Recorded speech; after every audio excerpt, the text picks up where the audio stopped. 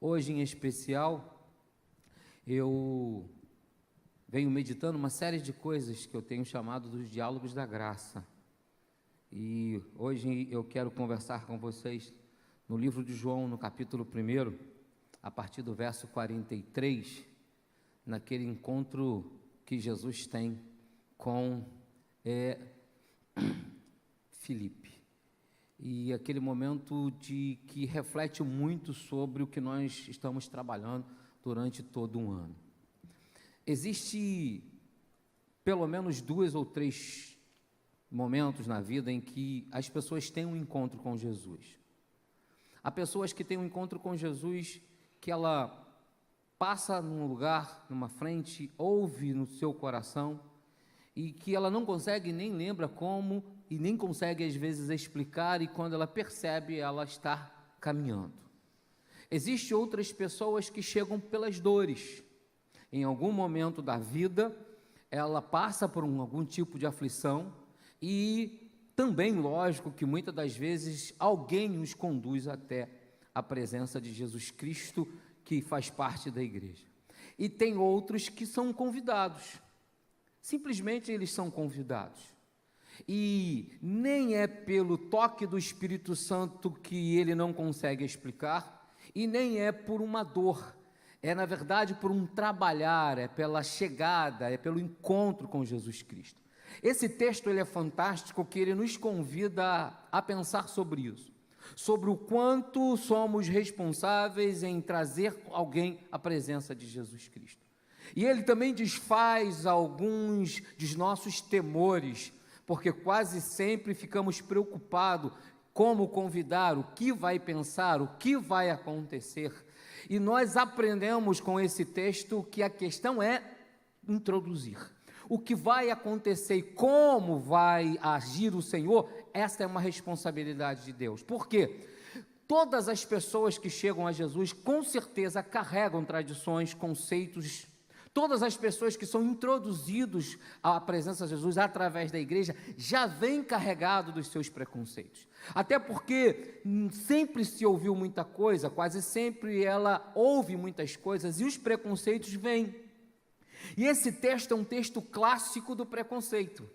Quando ele é introduzido na presença de Jesus, ele vai fazer uma paridade sobre o que Jesus representa no seu cotidiano, o que ele entende a respeito disso e qual é verdadeiramente o agir do Espírito Santo através desse momento em Jesus Cristo.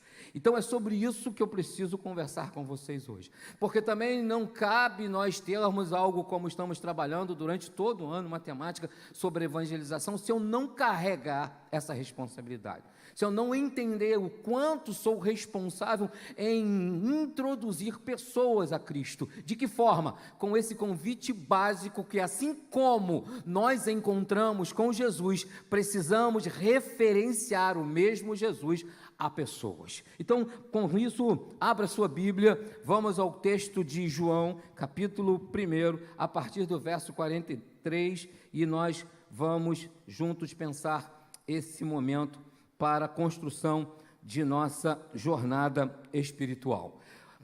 Se você prestou atenção, ou prestar depois, a partir do verso 35, Jesus está introduzindo os seus discípulos a partir de um encontro pessoal. Quando ele é visto por João, e João faz uma declaração fora do comum, diz que eis o Cordeiro de Deus, ele logo recebe alguns seguidores. Eles começam a seguir Jesus. E esse encontro transita pela própria pessoa de Jesus. Eu vou chamar esse momento daquele toque do Espírito Santo, onde a pessoa não sabe nos explicar, mas sentiu, passou na frente da igreja, ouviu uma música, sentiu um toque, entrou, sentou, quando ele menos percebeu, ele estava já na frente, recebendo o Senhor Jesus. Existe, como eu te disse, os outros de dores, e nesse caso especial, os primeiros relatos de João apontam para essas pessoas que foram introduzidas pelo próprio Jesus, que eu vou chamar hoje desse toque do Espírito Santo. No decorrer do texto, Jesus insere novos discípulos, e João fala para a gente no verso 43 que no dia seguinte, Depois desse resumo que ele faz a respeito do encontro de Pedro, de Simão com o Messias, ele diz que no dia seguinte, quis Jesus ir para a Galiléia e achou Filipe e disse-lhe: segue-me. Não há detalhes disso. Eu não sei em quanto tempo, se foi algo assim muito rápido, se foi só algo que o definiu, e foi esse chamado que também a gente entende como isso procede. Mas Filipe então começa a seguir Jesus. Automaticamente, Filipe agora decide convidar alguém. Ele decide convidar alguém. Ele agora entende que é necessário convidar alguém, e quase sempre isso precisa partir daquilo que está próximo de nós. Não que eu estou te afirmando que não seja, definitivo ou que faça bem, mas quanto mais próximo for esse convite, mais fácil da chegada. Às vezes a gente passa muito tempo, panfletando em meio às praças, em meio às vezes os terminais de ônibus, e esquecemos que muito próximo de nós há alguém esperando para ser alcançado pelo Evangelho de Cristo. Aí você pode me dizer, mas lógico, temos todo esse problema, quanto mais próximo, mais preconceito, quanto mais próximo, mais complicado, quanto mais familiarizados somos um ao outro, mais difícil parece ficar, concordo contigo, mas eu e você, nós não podemos esquecer que não se trata do meu convite, se trata na presença de quem ele será introduzido. Então eu não posso hoje, de forma alguma, antecipar aquilo que não pode ser antecipado. Se você conhece alguém, se você ama alguém, se você está convivendo com alguém, lembre-se, introduza ele diante do Senhor e deixa que Jesus Cristo faz o que precisa ser feito. Essa não é a nossa responsabilidade. A nossa responsabilidade é levar a Cristo. Aqui então agora, João então estabelece duas figuras. Filipe, esse que agora encontrou com Jesus, e o seu amigo, que ele vai chamar de Natanael. É um amigo, é alguém próximo, que eles convivem. E quando ele recebe essas boas novas, ele logo deve ter pensado, eu faço quase sempre uma releitura a partir de mim mesmo, e entendo que se eu recebo alguma coisa de valor, eu logo penso em alguém próximo. Familiares, amigos próximos, quanto mais próximo e mais afinidade, mais nós temos o sentimento de passar ou reproduzir para eles o que estamos vivendo. E Filipe de Betesda, cidade de André e de Pedro, Filipe achou Natanael e disse para ele, muito empolgado: havemos achado aquele quem Moisés escreveu na lei e quem escreveram os profetas. Até aqui está tudo tranquilo.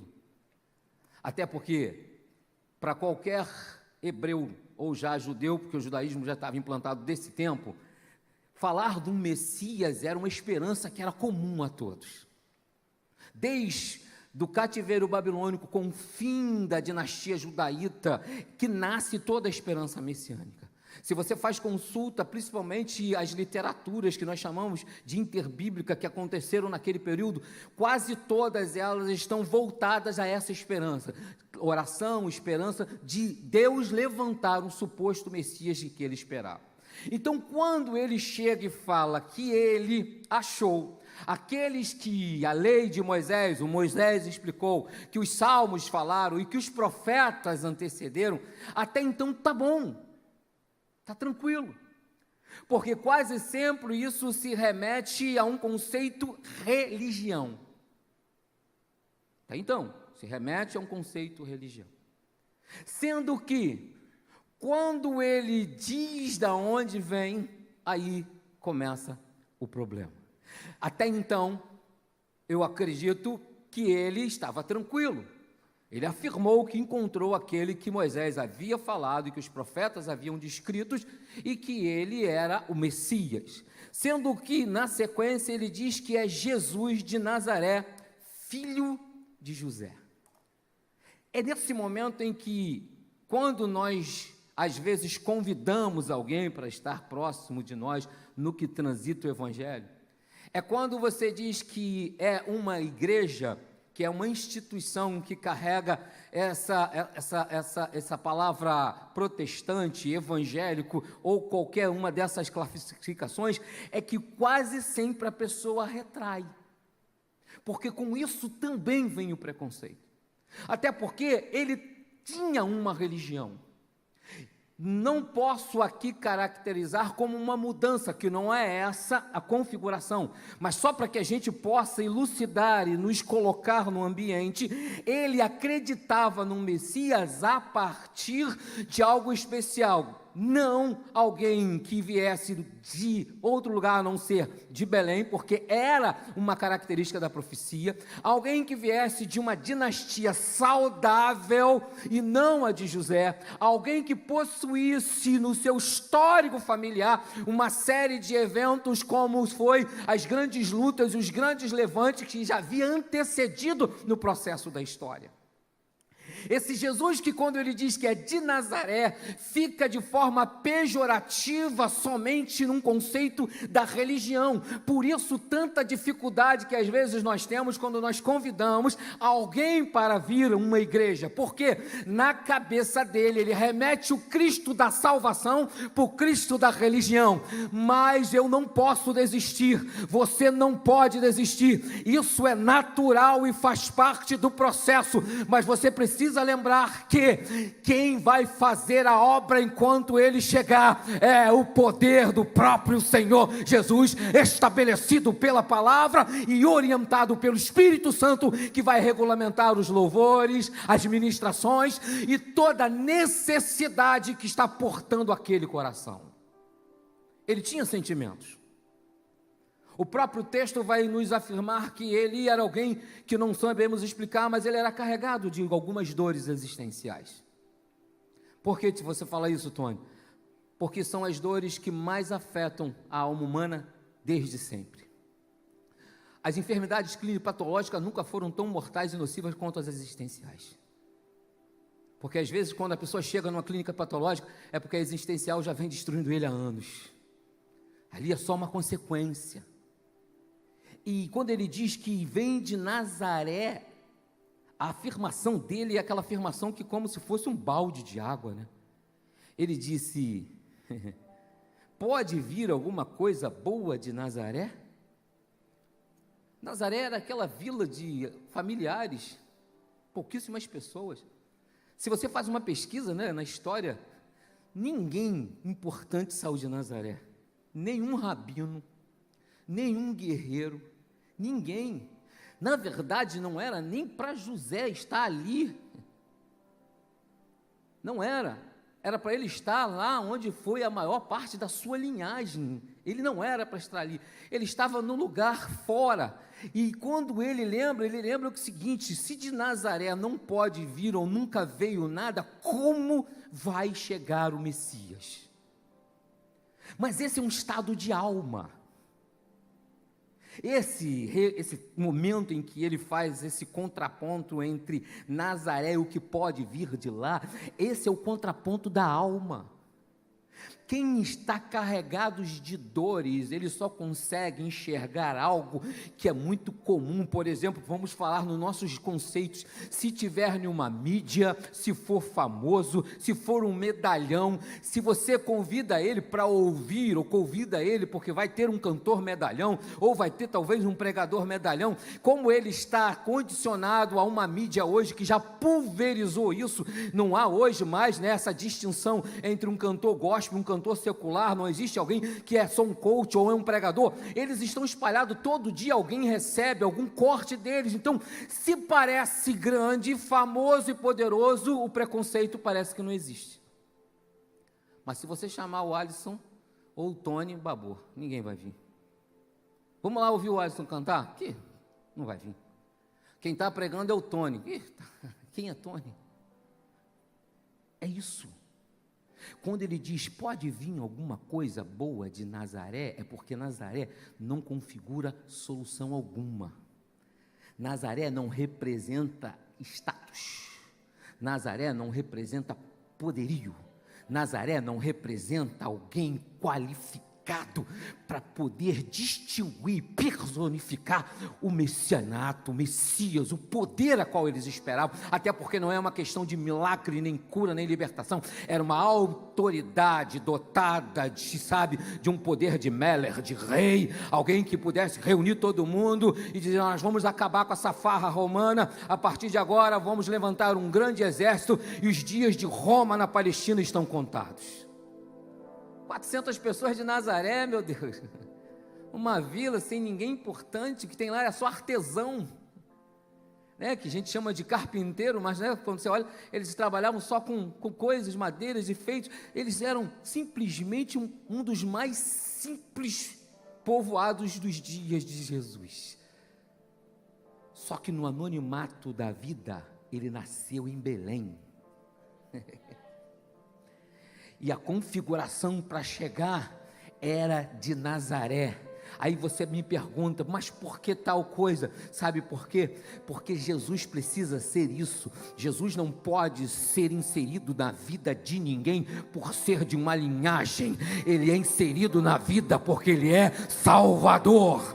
Ele não chega porque ele é carregado de um estigma de rei. Ele chega porque ele é o Senhor sobre a vida e sobre a morte. E aonde ele chega, chega não uma visão de hoje, chega uma visão de sempre. Olhar para aquele homem era desnudar a sua alma.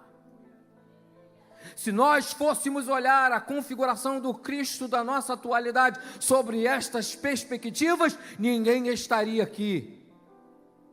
Mas quando fomos encontrados foi a mesma coisa. Ele desnudou o nosso consciente. E inclusive que ele começa a perguntar para ele. Ele disse-lhe Natanael: pode vir alguma coisa boa de Nazaré? Essa é a maior resposta da Bíblia. Vem e vê. Você não precisa explicar sobre Jesus. Você precisa só dizer isso para alguém. Vem e vê. Se você tem dúvidas, se você tem preconceito, se você não entendeu, só tem uma coisa a fazer: vem e vê. Isso é dizendo, vai lá e escuta, porque o que vai acontecer depois é com ele.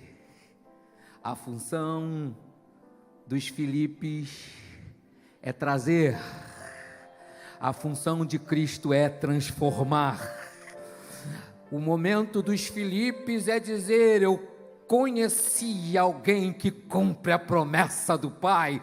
Qual é a função de Jesus? Desnudar as necessidades da vida. A função dos Filipes é dizer: eu conheci alguém que está pautada pela palavra. A função de Jesus para os Natanaéis é: eu conheço a tua alma e conheço o teu coração.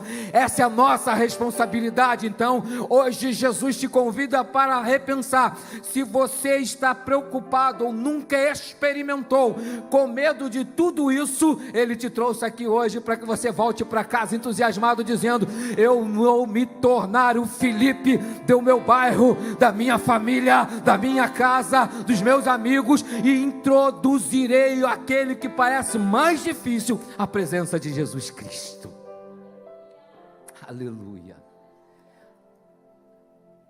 Vem e vê. Não tem como ser diferente. Duas coisas eu posso conjecturar. Ou Filipe ainda não tinha um conhecimento suficiente para explicar o Jesus que ele precisava conhecer, que acontece entre nós. Às vezes a gente ainda não tem conhecimento tanto bíblico quanto às vezes teológico para conseguir explicar esse Jesus que as dúvidas chegam. Pode ser. Ou Filipe entende que às vezes não é sobre o que ele vai dizer, é sobre o que aquela alma vai ouvir do Espírito. Porque o que me parece é que ele segue o caminho por conta do que um representava para o outro. Não é porque ele acreditou naquela fala. Muito raro alguém que você convida vem aqui porque confiou, acreditou na tua fala. Não. Ele veio porque ele é teu amigo. Ele veio porque ele gosta de você. Essa é a grande oportunidade. Não é que as nossas palavras foram suficientes, conseguimos explicar Jesus nos seus processos de nascimento, por que nasceu, por que cumpriu, tentar explicar o que Paulo disse que era da plenitude dos tempos. Não, às vezes isso complica mais do que ajuda. Ele só precisa do ambiente. Para ele lá era a presença de Jesus, aqui é culto, literalmente culto, porque nós cremos que o Espírito Santo está trabalhando, nós cremos que o culto acontece em nome de, porque Ele está presente. Então, se Jesus está presente, as necessidades dos Nataniéis desse tempo serão alcançadas, serão desnudadas. Vem ver. Então, você não precisa se sentir menor, você não precisa se sentir com isso fora do contexto, porque às vezes não vale explicar. Um dia, tinha um dos maiores importadores de tecido do Brasil, ele é o quinto maior, pelo menos era, o quinto maior importador de tecido do mundo, e ele é o primeiro do Brasil disparado, nem chinês ganha dele. Ele ia fazer uma importação pelo Porto do Rio de Janeiro, e ele tinha negociado as taxas e tarifas com o Porto, e estava negociando o transporte rodoviário com a empresa que eu trabalhava, e eles já estavam lá há um tempo. Eu precisava de um documento urgente para o diretor da empresa, que era o dono, assinar. E quando eu fui, olhava pelo espelho, eles estavam sentados, eu voltava, aí uma hora eu olhei, eles estavam em pé, eu falei, acabou a reunião, entrei, aí eu entrei cantarolando um hino, e ele falou assim, você é cristão? Ele é um jovem, ele acho que era a quarta geração, um caser de sucesso, um cara graduado no exterior. Aí ele disse, você é cristão? Aí eu disse, sou. Ele, poxa, admiro, gosto muito, mas não preciso. Aí eu ri, eu tive que rir. Foi mais forte do que eu ri e disse assim para ele, o patrão quase teve um ataque do miocárdio fulminante. Eu disse para ele assim, meu amigo, essa é a afirmação mais equivocada que eu já ouvi na minha vida. Aí ele, você já chegou, você prova. O problema de Jesus não é enquanto você está vivendo por aqui. O problema de Jesus é quando você for para casa. Viver com Ele, dizem, até tem aí uma frase de efeito, que viver com Jesus é tranquilo, pior é partir sem Ele. Ele ficou espantado assim, ficou me olhando, o patrão fazendo assim, tipo, meu Deus, o que é isso? O que você está fazendo? Você está maluco? Quer perder meus 30% de faturamento? Mas por quê? Ele é um desses, que ele acha que Jesus é porque as pessoas são portadoras de necessidade. Por quê? Porque ele estava sendo bombardeado pela televisão, onde aquele cara rouco fica falando que quem dá R$1 para Jesus precisa de 1000, e ele não precisa de dar R$1 para Jesus. Sabe? Então ele acaba criando um preconceito, achando que evangelho, que Cristo é por uma necessidade para essa vida. E não é. Quem vai ficar rico é quem sabe administrar seu dinheiro, quem trabalha, quem tem coragem. Não é por troca, não tem barganha. Se gente boa não estivesse, só gente boa estivesse vivendo, você não estaria passando o aperto que você está passando nesse país. Porque nem que seja de forma por precatória, todo dia alguém está orando aí para alguém amanhecer morto amanhã e não amanhece. Então, no fim de tudo, acaba se criando esses preconceitos, essas coisas, que é o que as pessoas pensam. É o que ele pensava, não pode vir nada bom de Nazaré, nunca veio. O que eu posso receber e ganhar com alguém de Nazaré? O que eu posso receber? Então a resposta do equívoco se assimila ao, vai lá e vê, encontra com ele. Você vai descobrir que não é por uma necessidade para esse momento, é pelaquela que está por vir, não é sobre esse tempo, é sobre eternidade. Cristo não veio para resolver os problemas físicos, materiais de ninguém. Jesus veio para poder salvar a alma e guardá-la neste tempo, porque a eternidade está quase chegando, porque Ele vai voltar. E nesse momento, Ele convida ele para ir ver. E como eu te disse, não foi porque a fala foi bem colocada, não foi porque a explicação literária, teológica de Filipe o convenceu, não, você convenceu, mediante todas as profecias que você colocou, todas as suas noções, mediante a sua exegese dos profetas, eu acredito que ele é o Messias. Não tinha como. Ele vem porque você convidou, ele é teu amigo, ele é teu irmão, ele é alguém que te respeita, e o evangelho que você vive já o atraiu, ele só não sabe ainda. O teu exemplo de vida é que vai trazer ele aqui, é o que você um dia foi, o que você hoje é, são todas as mutações que a graça vem te fazendo viver, sabe, ele já até identificou isso, só que a oportunidade é, vem e vê, e o texto avança, e ele diz que ele foi, e aí Jesus faz a parte dele. Eu sou sincero, eu também fico preocupado, não vou dizer que eu não fico não. Quando eu ia levar alguém para a igreja, eu perguntava, quem vai pregar? Eu ficava, se eu falar que não, eu estou mentindo. Dependendo, eu falo, meu amigo, vamos domingo que vem? Claro que eu já passei por isso. Mas lógico que isso era um medo humano. Porque quem vai resolver o problema é Jesus. Não é sobre quem fala, é como o Espírito Santo translitera essa fala no coração. Você pode botar alguém aqui que você fala, meu Deus, atropelou a exegese, destruiu a teologia, o que eu faço? Mas não, isso são os conhecedores, mas quem está ali, o que ele está ouvindo não é a voz do pregador, é a voz do Espírito Santo. Quem translitera a graça para a alma humana é o Espírito Santo. Claro que uma boa mensagem ajuda, claro que um bom louvor ajuda, mas se fôssemos só por isso, as nossas igrejas pequenas lá do interior estariam puras. Não, quem faz o papel de ampliar o conhecimento e chipar a graça na alma é o Espírito Santo de Deus. Então não se preocupe, convide e deixa que a graça vai fazer o trabalho que ela sabe fazer muito bem. Natanael chegou diante de quem? De Jesus, transliterando diante do culto, diante de um pregador simples, de alguém que veio de Nazaré e automaticamente não tinha nada para dizer para ele.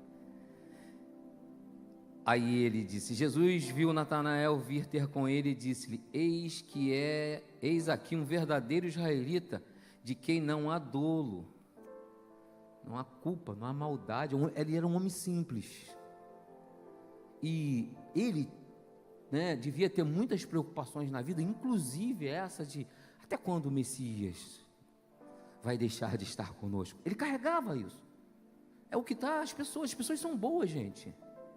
Tem muitas pessoas boas e maravilhosas que estão aí, só precisa da graça para ficar completo, sabe? Eles precisam, porque como eu te disse, não é para resolver nada, ele nem precisa de resolver nada por aqui, mas ele precisa resolver para a eternidade. É sobre isso que você não pode esquecer.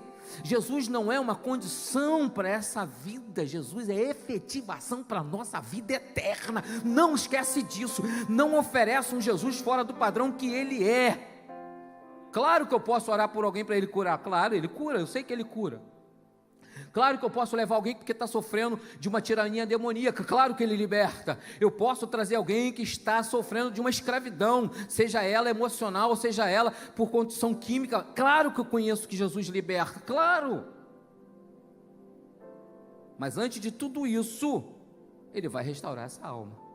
E Jesus olha para ele e diz, mas esse cara é um cara bom, um verdadeiro israelita, onde não se acha nele, sabe, sentimento de destruição, pensamento de maldade, coração cheio de malicência, sabe, aquelas malícias. Ele é um homem, trocando em miúdo, um homem simples. tem todas as suas dores e carrega as suas dificuldades pelo peso da carne e a força do pecado, mas é uma pessoa boa. É o que muitos estão vivendo aqui agora. Gente muito boa, mas que tem o problema do pecado. Aí quando ele diz isso, ele faz uma releitura de si mesmo, porque ele sabe que ele é uma pessoa simples. E aí ele diz assim, ó: disse Natanael, de onde tu me conheces? Ou de onde me conheces tu? Aí Jesus vai na ferida, aí que começa a graça.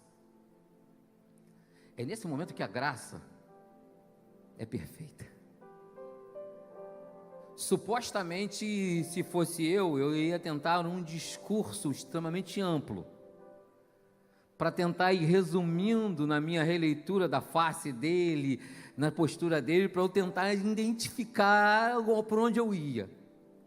Essa é a leitura que a gente faz. Assim que o psicólogo faz, ele bota você sentado e pum, pá, vai pontuando e pá, vai fechando, pum, elimina aqui, trago para aqui. Pô, quando ele chegou num centro nevrálgico, pronto, opa, peraí, achei, peguei o gatilho. Quase sempre assim. Graça não. Aleluia. Jesus não. Jesus só falou para ele assim, ó: eu te vi estando debaixo da figueira. Eu me urrou para saber o que esse cara estava pensando ali, cara. Será o que ele estava pensando? Aí eu paro e olho assim, tá, se fosse eu, hoje, debaixo do abacateiro, ou de um coqueiro, né, que é a cultura. Ah não, aqui não, se tivesse eu no baixo de um pé de nona, que vai ter pé de nona assim, por aqui, né? Tem dia que eu já nem aguento mais. Pastor, tem um saco de nona aqui. Falou, não, irmão, não sei mais o que eu vou fazer com tanta nona. Se eu tivesse hoje debaixo de um pé de nona, o que eu estaria pensando? Aonde eu estaria dividido? Como essa minha alma estaria dividida entre o que eu espero ainda e o que eu estou vivendo? E é isso que ele está. Não dá para configurar, mas isso aí pode ter certeza. Há algo que ele está vivendo e algo que ele sonha, que ele projeta, que ele deseja, que ele espera, porque isso, nós chamamos isso de condição da alma humana. Ele espera. E quando Jesus diz que ouviu lá naquele lugar, ele fica louco. Como é que pode? Eu estava sozinho? Ninguém me assistia naquele momento? Como que ele sabe disso? E ele diz, eu te vi debaixo da figueira. Quando ele diz isso, o preconceito vai para o pau. Ele vai de alguém que não é nada de Nazaré a mestre e rei de Israel. Olha só como é que muda as configurações. Até o início do papo pode vir alguma coisa boa de Nazaré, agora meu Deus, tu és o Filho de Deus, tu és o Rei de Israel. Olha as configurações, sabe por quê? Esse poder é dele, gente. As pessoas podem chegar diante de Cristo carregadas de preconceitos, de religiosidade ou qualquer outra coisa, mas a palavra vinda pela graça, seja ela através de um louvor ou de uma ministração, ela aponta o coração, vai delinear o sentimento e vai dizer quem verdadeiramente nós somos. Nesse momento aqui, ele descobre quem ele é e quem é aquele que está diante dele. Não é agora o Jesus que está dizendo, é a aliança que a alma está estabelecendo. Meu Deus, é uma aliança, acontece assim, ó, no automático. Aí ele diz para ele vai dizer assim, ó, ele diz que Natanael respondendo diz, Rabi, ó, chamou de mestre. E essa palavra Rabi é uma palavra, eu fui um dia olhar uma olhada e ela só caberia em quem fez uma escola, e quem veio das escolas que tinha na época, até porque isso não era algo que se poderia falar de qualquer forma, de qualquer maneira, não, as pessoas carregavam isso como algo muito importante, o mestre era uma referência. Então, ele nem quer saber se Jesus veio de uma escola ou de outra não, mas só em desnudar aquilo que ele nem falou, só em dizer, eu te vi debaixo da figueira, ele já disse que ele é um mestre. Mas se ele diz que ele é só um mestre, poderia ficar no mundo das emoções ou do respeito, mas ele diz: tu és o Filho de Deus, tu és o Rei de Israel. Acabou, está salvo, não precisa de mais nada. O cara reconhece que o cara é filho de Deus, e essa é uma filiação que até então não era comum. Isso você pode ir lá perto em Pedro e ver que isso só o próprio Pai revelava, não é carne nem sangue, é Deus. Todas as vezes que alguém reconhece em Cristo a filiação de Deus, e não é humano, não é por osmose, não é por ciclo de Krebs, não é por fotossíntese, é por graça, é por poder transformador, vem de Deus. Tu és o Filho de Deus. Aí Jesus deve ter dado um sorrisozinho de canto de boca nesse momento aqui. Falou: pô, mas foi mais fácil do que eu pensava, né? Só em falar que te vi embaixo da figueira, tu já se desmontou. Mas não é sobre o que Jesus diz, eu te vi, porque nunca foi assim. É sobre o que nós estamos pensando e sobre o que nós estamos vivendo. Aquela expressão, eu te vi, era só um detalhe, mas o que faz toda a diferença era o que ele estava vivendo. Quando alguém vem, senta nesses bancos assim, com tantos lugares vazios, de forma às vezes até despretensiosa, meio preocupado, lá no fundo, não é sobre a igreja, é sobre o que a graça está falando ao coração dele, porque ele sabe o que ele vem vivendo, o que vem sentindo, ou até o que ele espera sem saber que espera, porque toda alma anseia pelo Espírito de Deus. O que nós precisamos é mostrar a revelação do Filho do Homem para esse coração. Aí ele disse, Jesus respondeu, disse: por que disse, te vi debaixo da figueira, crês? Jesus faz essa pergunta não para que ele pudesse, ficar preocupado, ou para que ele pudesse fazer uma revisão de tudo isso. Jesus só queria mostrar para ele que esse era só o primeiro passo de algo grandioso que ele iria viver.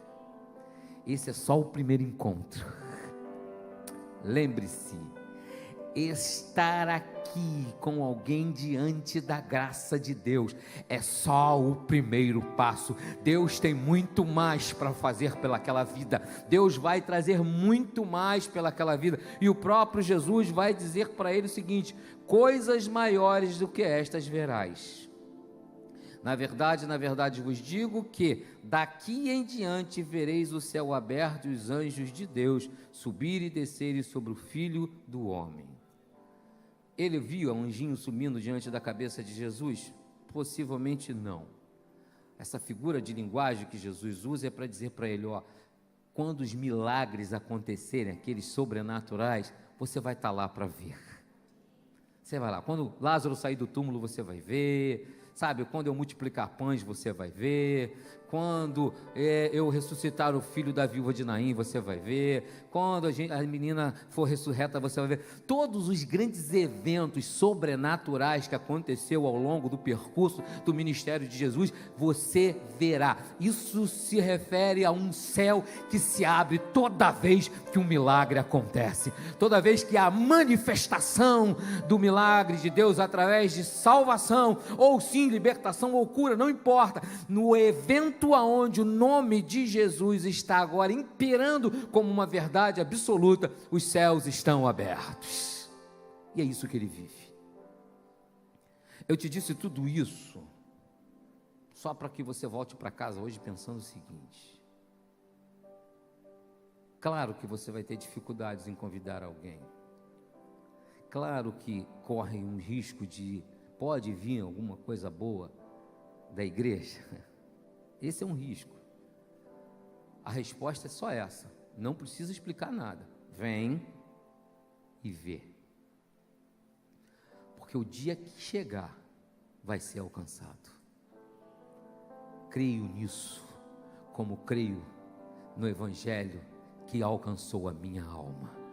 Quem entra perante a face de Cristo volta para a vida transformado.